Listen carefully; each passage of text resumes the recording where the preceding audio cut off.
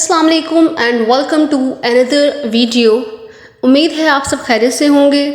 So the topic of our today's video is how to introduce yourself या फिर how to answer the question of tell me about yourself. जब भी आप किसी school में जाते हैं या फिर किसी न्यू कॉलेज में जाते हैं या फिर यूनिवर्सिटी में जाते हैं तो जो भी आपसे पहला क्वेश्चन किया जाता है वो यही होता है। अब जो भी आपके प्रोफेसर टीचर्स आपसे क्वेश्चन करते हैं वो यही होता है कि इंट्रोड्यूस योरसेल्फ, हमें बताएं कि हु आर यू, आप कौन हैं, आप कहाँ से आए हैं।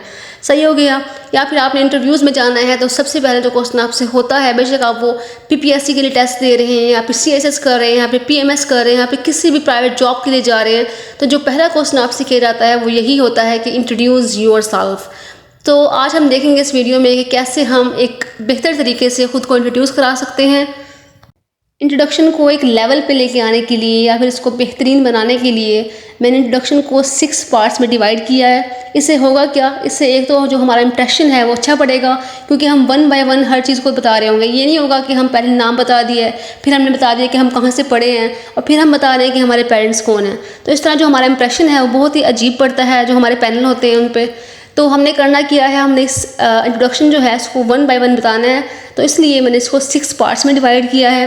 पहले हम बताएंगे इंट्रोडक्शन में कि हम कौन हैं, उसमें हम बताएंगे अपना नेम और हम कहाँ से आए हैं ये बताएंगे। सेकंड में हमने रखा है coming to my family, second part में हम बताएंगे कि हमारी फैमिली के बारे में। थर्ड में मैंने रखा हुआ है क्वालिफ़िकेशन, हमने बतानी है कि हमने क्या पढ़ के आए हैं, हमने कौन कौन सी डिग्रीज़ जो हैं वो हासिल की हैं। उसके बाद फोर्थ पे हमने बताना है कि हमारा पैशन क्या है, हमारे करियर गोल्स क्या हैं। सही हो गया। इसके बाद फिफ्थ पे हम बताएंगे कि हमारे स्ट्रेंथ और वीकनेसेस क्या हैं, हमारी जो कमज़ोरी हैं, जो हमारी स्ट्रेंथ है हम वो बताएंगे। और फिर लास्ट पे हमने बताना है कि हमारी हॉबीज़ क्या हैं। इससे क्या होगा, एक तो ये होगा कि आपको कभी भी इंट्रोडक्शन भूलेगा नहीं क्योंकि पता होगा आपको कि मैंने 6 पार्ट्स में इसको डिवाइड किया हुआ है और ये जो पॉइंट्स है ये बहुत ही हम आराम से इनको याद कर सकते हैं और अच्छी तरह से खुद को प्रेजेंट कर सकते हैं। सो स्टार्ट करते हैं अपनी आज की video. Let's go. Introduce yourself in English. सबसे पहले हमने बताना है अपना नाम कि हमारा नेम क्या है। हम बोलेंगे कि माय नेम इज़ डैश, जो भी आपका नेम होगा, या फिर हम इसमें 3 स्ट्रक्चर्स यूज़ कर सकते हैं, या फिर माय नेम इज़, या फिर आई एम, या फिर दिस इज़। फॉर एग्जांपल हम कह सकते हैं कि my name is Ali, I am Ali, या फिर दिस इज़ अली। सही हो गया। फर्स्ट पे आपने ये बताना है। उसके बाद सेकेंड पे हमने बताना है कि हम कहाँ पैदा हुए हैं और हमारा ब्रॉटअप कहाँ पे हुआ है। सही हो गया। फॉर एग्जाम्पल हम लिख सकते हैं कि I was born and brought up in dash. अगर कोई स्टूडेंट्स ऐसे हैं जो जहाँ पे पैदा हुए हैं उनका ब्रॉटअप भी वहीं पे हुआ है तो वो लिख सकते हैं कि I was born and brought up in dash. लेकिन कुछ ऐसे हैं जो पैदा कहीं और पे हुए हैं सिटी वगैरह में और फिर बाद में वो किसी और जगह शिफ्ट हो गए हैं तो वो लिख सकते हैं कि आई वॉज बॉर्न इन, मतलब जहाँ पे आप लोग पैदा हुए हैं, और फिर एंड ब्रॉट अप, मतलब आप ब्रॉट अप कहीं और हुए हैं और बॉर्न कहीं हुए हैं।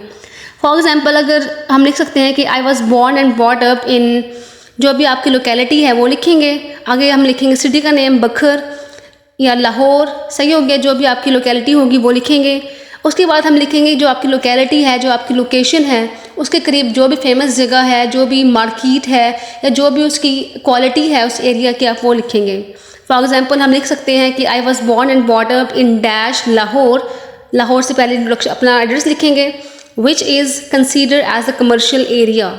ये मैंने वैसे बोला है कमर्शियल एरिया, आप जो भी आपकी जो क्वालिटी होगी एरिया की आप वो लिखेंगे। और साथ ही हम लिखना है कि वहाँ पर डिस्टेंस कितना है। फॉर एग्जांपल आप किसी यूनिवर्सिटी में अपना दे रहे हैं इंट्रोडक्शन तो आप बता सकते हैं कि इस यूनिवर्सिटी से मेरे घर का जो फासला है, जो डिस्टेंस है वो इतना है। या फिर आप किसी कंपनी में हैं तो आप बता सकते हैं कि इस कंपनी से मेरा जो डिस्टेंस है वो इतना है। फॉर एग्जाम्पल इसको हम कंप्लीट पढ़ते हैं।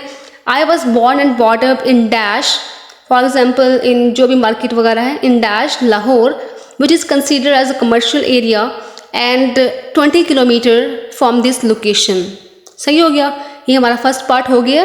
पहले हमने नाम बताना है कि माय नेम इज़ डैश, उसके बाद बताना है कि हम कहाँ पैदा हुए हैं और कहाँ हमारा ब्रॉटअप हुआ है और जो डिस्टेंस है वो कितना है हमारे एरिया से इस कंपनी का या फिर यूनिवर्सिटी या कॉलेज का।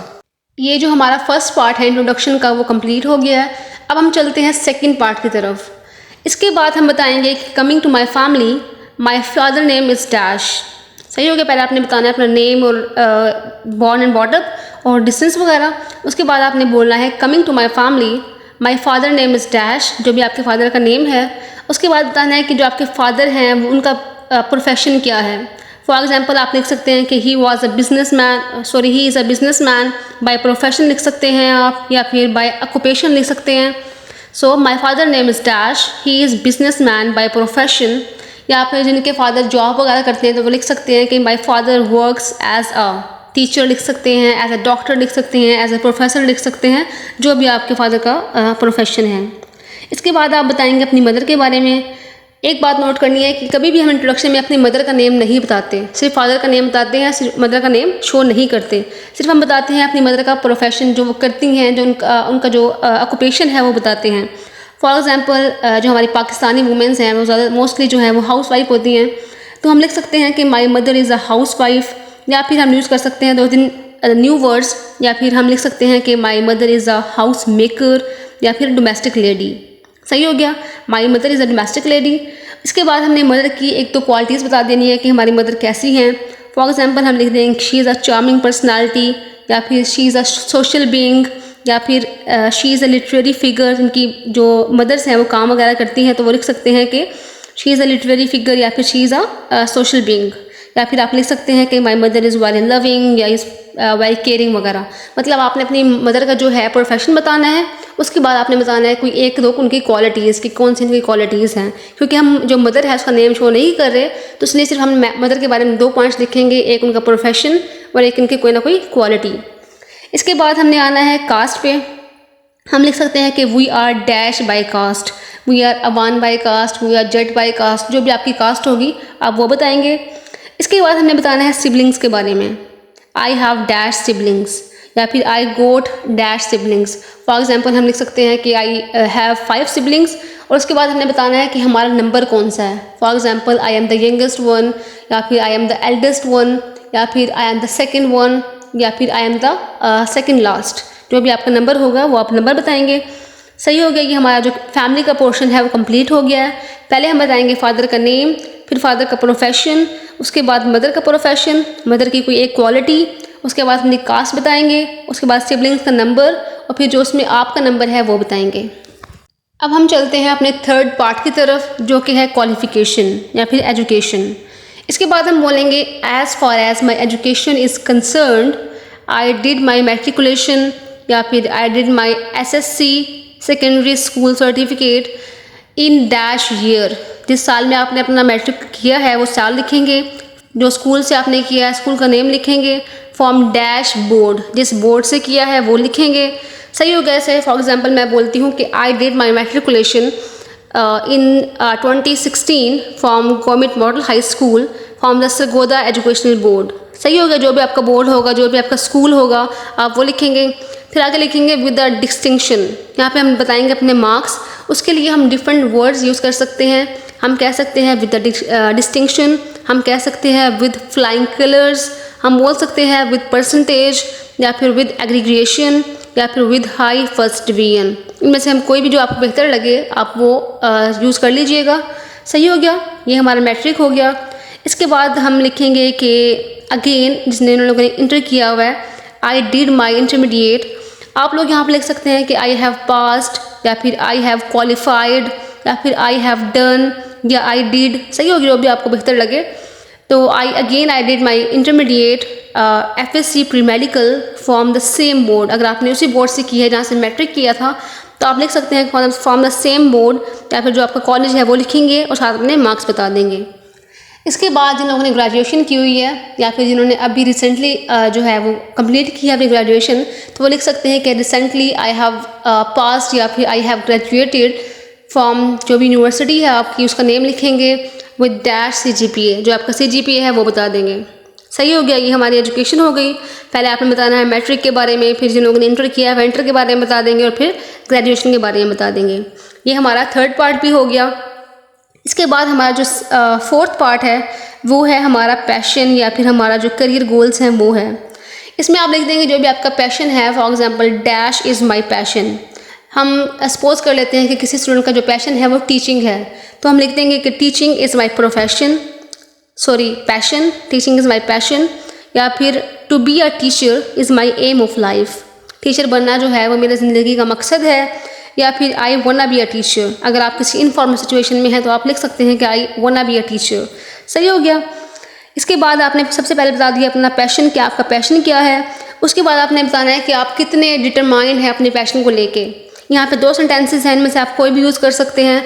एक है I am leaving no stone unturned to materialise my dream, मतलब मैं कोई भी कोशिश जो है, कोई भी जो मरहला है उसको पास करूँगा, मतलब अपने जो मकसद है, जो ड्रीम है उसको हासिल करने के लिए हर मुमकिन कोशिश करूँगा। सही हो गया। ड्रीम की जगह आप यूज़ कर सकते हैं ड्रीम भी, या फिर एम, या पैशन, या गोल, या पर्पस। मतलब I am living no stone unturned to materialise my aim, या माई पैशन, माई गोल, या फिर माई पर्पस। इसके बाद जो सेकंड सेंटेंस है वो ये है कि I have a firm believe that soon my undivided attention will be fruitful, मतलब मुझे यकीन है कि जो मेरी अनडिवाइडेड अटेंशन है या फिर फोकस है या मेरी जो एफर्ट्स हैं वो कभी ना कभी जो उनका फल है वो मुझे ज़रूर मिलेगा। ये हमारा करियर गोल्स हो गया। इसके अलावा जो भी आपके होंगे, किसी ने डॉक्टर बनना होगा, किसी ने आर्मी में जाना होगा, किसी ने टीचिंग में जाना होगा, मतलब जो भी आपका पैशन होगा वो आप यहाँ पर लिख देंगे। इस तरह हमारा जो 4th पार्ट है वो भी कंप्लीट हो गया। अब हम चलते हैं नेक्स्ट पे जो कि है स्ट्रेंथ। सही, आप बोल देंगे कमिंग टू माई स्ट्रेंथ, या फिर as far as my strength is concern. यहाँ पे मैं कुछ क्वालिटीज़ बता रही हूँ जो कि नॉर्मली कॉमनली हमारे इंसानों में जो ह्यूमंस में होती हैं, उसमें से जो भी आपके अकॉर्डिंग ठीक हो, आपको लगता हो कि ये क्वालिटीज़ मेरे अंदर हैं या फिर ये जो स्ट्रेंथ है ये मेरी स्ट्रेंथ है, तो आप उसमें से अपने चूज़ कर लीजिएगा और उनको अपने जो इंट्रोडक्शन है उसमें ऐड कर लीजिएगा। सो पहले हमारे पास है कि I am very hard working, या फिर आप लिख सकते हैं कि आई एम वेरी कमिटेड, या फिर I have consistency in my ways, in my habits, या फिर I have consistency in my manners. जो भी आपको सूट करे वो आप लिख लीजिएगा। इसके बाद जो नेक्स्ट क्वालिटीज़ हैं या स्ट्रेंथ है उनमें आता है कि आई एम वेरी डेडिकेटिंग, या फिर I am very promising, I am very punctual, I am very regular, I am sincere to others, या फिर आई एम वेरी केयरिंग। तमाम ये स्ट्रेंथ्स हैं, क्वालिटीज़ हैं, आपको जो सूट करे आप वो इसमें से चूज़ कर लीजिएगा अपने लिए। इसके बाद हमारी जहाँ हमने बताई है अपनी स्ट्रेंथ, तो हमें चाहिए कि हम बताएं कि हमारी वीकनेसेस क्या हैं, क्योंकि सिर्फ हमने तारीफ़ नहीं करनी, जो बल्कि जो रियलिटी है हमने वो शो करनी है अपने इंट्रोडक्शन में।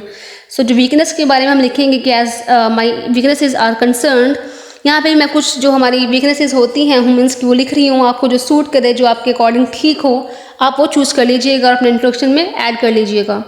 फर्स्ट है कि I am very quick temper, या फिर शॉर्ट टेम्पर, कि आपको बहुत जल्दी गुस्सा आता है तो आप लिख सकते हैं कि I am very short temper, या फिर ओवर सेंसिटिव, आप बहुत ज़्यादा सेंसिटिव हैं, या फिर ओवर इमोशनल हैं, या फिर ओवर कंटेम्पलेटिव हैं, या फिर ओवर स्पेकुलेटिंग हैं। सही है, जो भी आपके लिए बेहतर हो वो आप चूज़ कर लीजिएगा।